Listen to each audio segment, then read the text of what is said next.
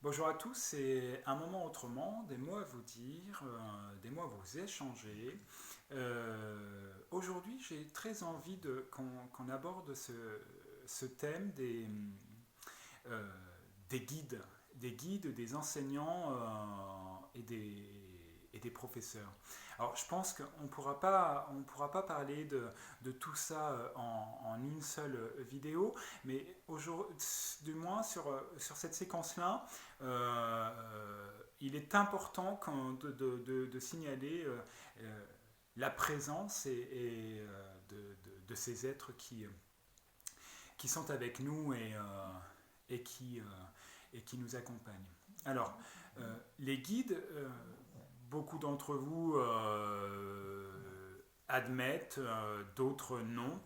Après, c'est une histoire de chemin, d'opinion, de croyance. Voilà, donc c'est pas le but de la conversation. Euh, En fait, les guides, il faut savoir que tout au long de notre vie, on est accompagné. C'est-à-dire en permanence, nous qui nous croyons seuls, nous qui nous croyons,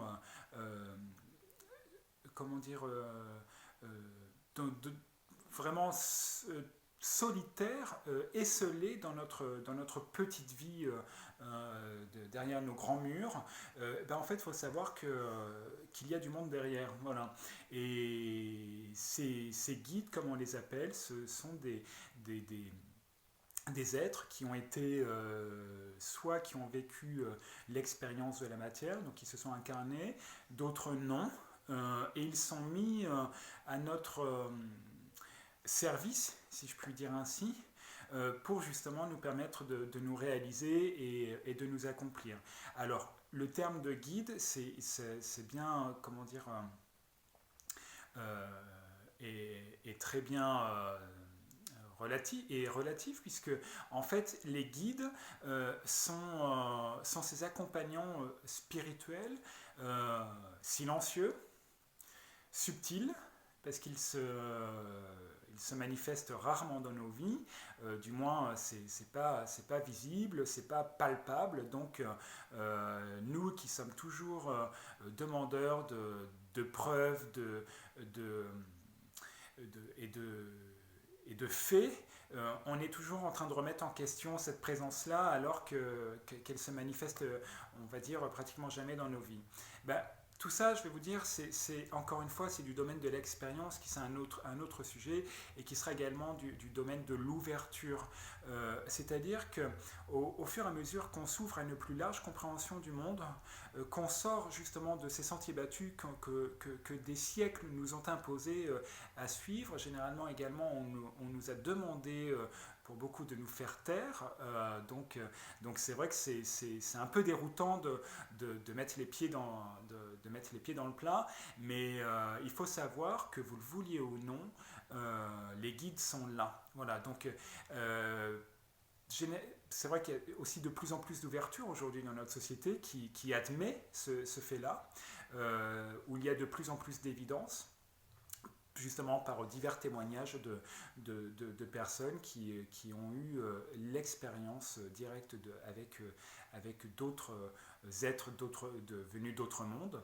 Et en fait, ces guides, ils sont, pour la plupart, euh, ils sont. Alors, déjà, dans une vie, on n'a pas forcément qu'un seul guide, on peut en avoir plusieurs, on peut également changer selon également qu'on a avancé dans notre vie. Et alors, généralement, on est nombreux à se dire, mais est-ce que mon grand-père qui est mort, est-ce que c'est lui qui me guide et tout ça, est-ce qu'il est là et tout. Alors moi, je vais vous répondre, c'est pas systématique, hein, c'est pas parce que justement quelqu'un de notre famille est parti que c'est lui qui va prendre le relais et qui va nous guider. Si vous voulez, la présence sera toujours là, puisque rien que le fait de penser à eux, d'être toujours en relation avec eux, de continuer à perpétuer pardon, la mémoire, de continuer à honorer justement la mémoire, que ce soit par les prières ou que ce soit par d'autres petits hommages, finalement ça les rend encore plus présents, et c'est vrai que on peut recevoir des fois quelques signes voilà, de cette présence-là. Mais c'est pas systématique, c'est pas parce que nos guides ne sont pas forcément des êtres qui ont vécu avec nous durant notre vie. Il faut savoir que chacun de nous ici, comme les guides qui se sont incarnés, ont une mission spécifique, une mission d'évolution, et ben chacun va à sa mission. Alors, donc voilà pour cet aspect-là. Après, dans les séances de travail également, et c'est pour ça que je fais cette vidéo, pour remercier, pour vraiment leur rendre hommage et rendre grâce, parce que certains qui me connaissent, je reçois quelques personnes pour des soins, et c'est pas moi qui fais, c'est-à-dire que moi je me mets à disposition des personnes qui me demandent, et donc me mettre dans cet état d'accueil, dans cet état de disponibilité, dans cet état de service. Je rentre également en relation avec d'autres énergies, d'autres êtres, voilà, qui sont également à mon service, en même temps que je suis à leur service. Voilà, donc c'est une histoire de service rendu. Vous voyez comment ça circule, c'est le ciel qui descend par le médium et qui vient remettre à la terre. C'est le principe de l'incarnation en fait. Moi, je trouve ça super comment ça s'articule, cette communication-là. On passe toujours par des médiateurs. Donc en fait, les guides eux-mêmes sont des médiateurs, sont des messagers qui nous donnent une information. Et sachez également que généralement, les guides donnent des informations qu'on est en mesure d'entendre à telle situation dans notre vie. Pas plus, pas moins. Parce que je pense que comme on est souvent assez restreint, assez limité dans notre compréhension humaine, on n'est pas capable de tout entendre. Et donc, c'est seulement, des fois, ils disent simplement, généralement par un mot. Si vous voulez, ils ont un grand sens de l'humour, beaucoup de sens de l'humour. J'en fais les frais parfois, et ils sont très concis, très précis. Donc généralement c'est pas des très grandes phrases, c'est pas une communication comme nous établissons là. C'est vraiment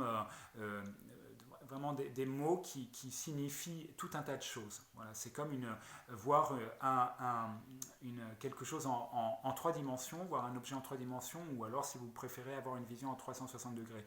Moi j'aime bien cette image de la toile de cinéma, c'est-à-dire qu'on vous donne une image ou un mot, et ce mot veut dire tout un tas de choses. Voilà. Et c'est là où finalement on déchiffre l'information, et que l'information prend tout son sens dans la vie de l'autre. Alors voilà, je pense, l'essentiel des guides. Après, il faut savoir qu'ils interviennent à chacun de nos vies. Après, on peut les écouter, on peut les entendre. Des fois, on peine à les entendre, mais ça demande aussi un travail. Donc, soyez attentifs. Vous savez, on a parlé récemment de ce petit exercice méditatif, voilà, pour accéder à cette zone de silence. Et on peut commencer déjà à accéder à cette zone de silence, et puis une fois qu'on est suffisamment calme, on peut observer des fois, quand on demande certaines réponses qui viennent à nous, voilà, qui se présentent à nous. Mais il faut juste être attentif et disponible à cette écoute-là.